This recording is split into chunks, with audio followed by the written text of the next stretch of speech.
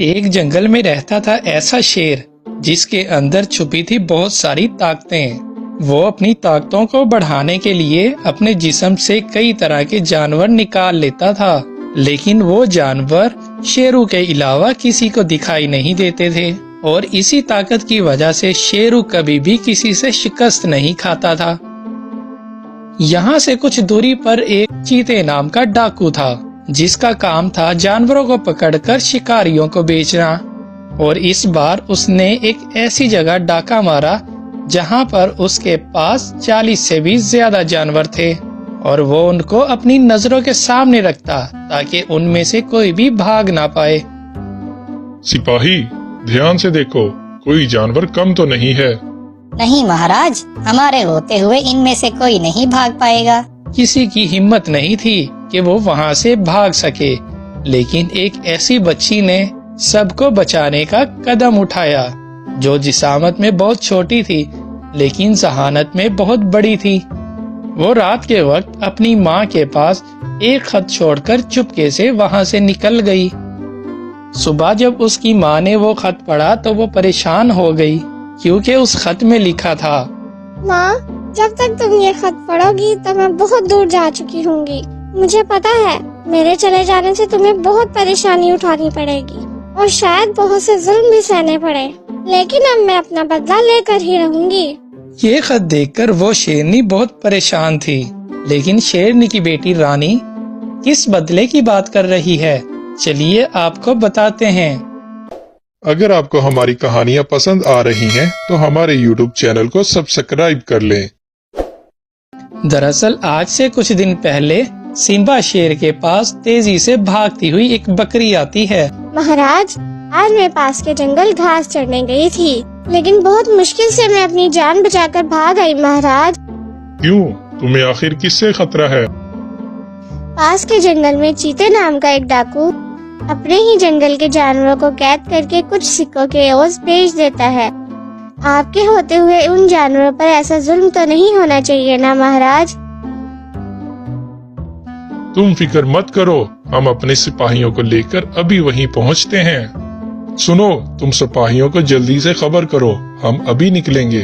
फिर सिम्बा शेर अपने सिपाहियों को लेकर चीते के जंगल पहुंचा। सिम्बा के सिपाहियों ने चीते को चारों तरफ से घेर लिया और उसके सिपाहियों को मार डाला। अब तुम्हें घबराने की कोई जरूरत नहीं है, तुम सब आजाद हो। सिम्बा उन सभी को आजाद करवा देता है और चीते डाकू को एक खुफिया जगह पर कैद करवा देता है। मेरा आज तक का ये सबसे बड़ा सौदा था जो सिम्बा ने आज बर्बाद करके रख दिया। वो खुद को जानवरों का मसीहा समझता है, लेकिन अब उसकी बर्बादी तय है। चीता जब अपने अंदर की ये भड़ास निकाल रहा था तभी सिम्बा का एक सिपाही वहाँ पर पहुँच जाता है। तुम्हारे अंदर की आग सिम्बा को बर्बाद कर सकती है, लेकिन अकेले तुम उसका कुछ नहीं बिगाड़ सकते। अगर तुम मेरे साथ मिल जाओ, तुम अपना बदला ही नहीं बल्कि सिम्बा के जंगल के जानवरों से करोड़पति भी बन सकते हो। वो सिपाही चीते को आजाद कर देता है और सिम्बा का वो सिपाही तेजी से भागता भागता अपने जंगल पहुंचता है। सालों से जिसने अपनी फिक्र किए बिना तुम्हें हर मुश्किल से बचाया, वो आज खुद एक जाल में फंस गया। ओहो, तुम पहेलियों में बात क्यों करते हो? साफ साफ बताओ, बात क्या है? महाराज, सिम्बा किसी बात के सिलसिले में पास वाले राजा के पास गए थे, लेकिन वहाँ किसी बात पर बहस हुई तो साथ के जंगल वाले बादशाह ने महाराज को कैद कर लिया। अब हमें अपना वक्त बर्बाद नहीं करना चाहिए। चलो साथियों, सब साथ चलते हैं। फिर सभी जानवर वहाँ के लिए निकल पड़ते हैं और सिम्बा का वो सिपाही सबसे आगे आगे चलता है और जानवर उसके पीछे पीछे चलते हैं। तभी चीता डाकू अपने बंधे हुए पिंजरों को खोल देता है और फिर सभी जानवर फिर से एक बार चीते की कैद में आ जाते हैं। हा। चीते, कैसा रहा मेरा प्लान? प्लान तो कामयाब रहा सिपाही, लेकिन अब बारी है उस सिम्बा की जिसने ये जंग शुरू की थी। फिर वो दोनों उन सभी जानवरों को एक जगह पर इकट्ठा करके कैद कर देते हैं और छुपकर सिम्बा के आने का इंतजार करने लगे। शाम के वक्त जब सिम्बा वापस आता है तो जानवरों के ऐसे कैद देखकर उसे कुछ समझ नहीं आता, लेकिन तभी चीता और उसका सिपाही पीछे से निकल कर आते हैं और आकर सिम्बा पर वार करते हैं और सिम्बा बुरी तरह जख्मी हो जाता है। मैं किसी का उधार नहीं रखता सिम्बा, तेरा ये बदला मैं तुझे सूद समेत वापस करने आया हूँ। तेरे जानवर भी मेरे और तेरा जंगल भी। चीते ने बड़ी बेरहमी से सिम्बा को मार डाला था और शेरनी और उसकी बेटी रानी को भी कैदी बनाया हुआ था। तो ये थी आज से कुछ दिन पहले की कहानी। इधर रानी चलती चलती शेरू के जंगल पहुंच जाती है। दरअसल ये शेरू सिम्बा का पुराना दोस्त था। अरे बेटा रानी, तुम अकेली यहाँ पर कैसे आई?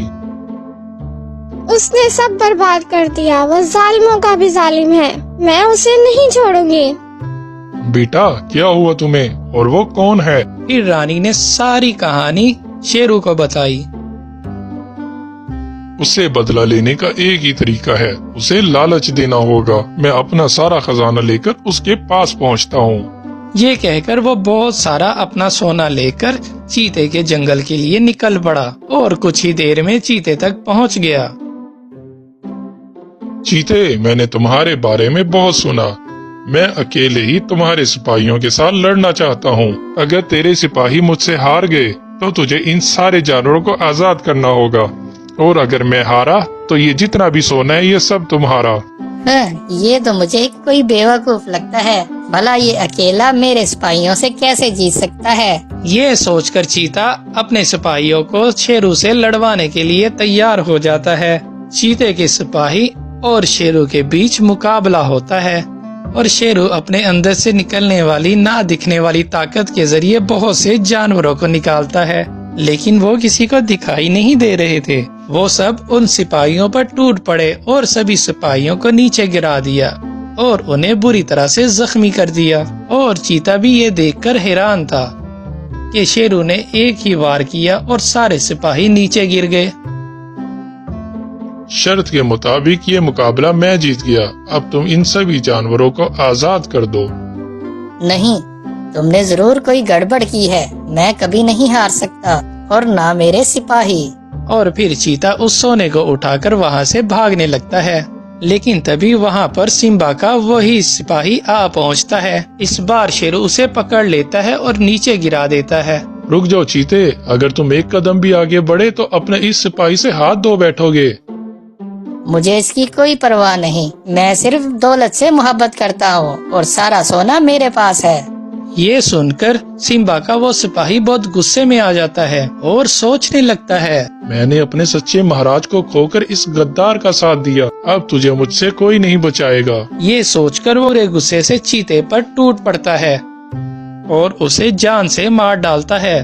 तभी वहाँ पर रानी भी आ पहुँचती है और शेरू सभी को आजाद करवा लेता है। सिम्बा का सिपाही सबसे बहुत शर्मिंदा होता है और सबसे माफी मांगता है। इस तरह से जंगल फिर से आजाद और आबाद हो जाता है।